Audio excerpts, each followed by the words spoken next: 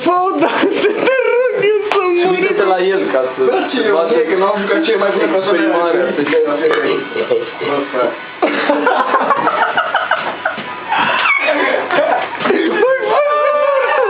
Mai fă, te rog eu. Hai, consideră. Nu, cum ai făcut mai devreme? Hai să fii Caterin, că până la asta.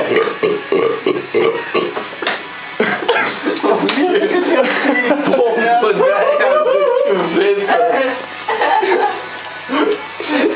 Exact așa e. Hai mă, râde, că oricum ești nepoate.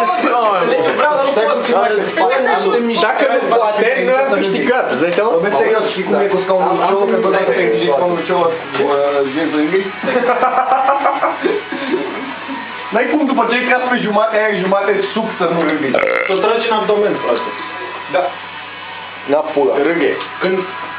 Când tragi aer, îți mărești burta, așa. Dar doar dacă te mărești și ți intră aer acolo. Rânghe la toate aici în cameră. Ba, da, pot să fii la comandă. Rânghe când îmi vine. Rânghe amator.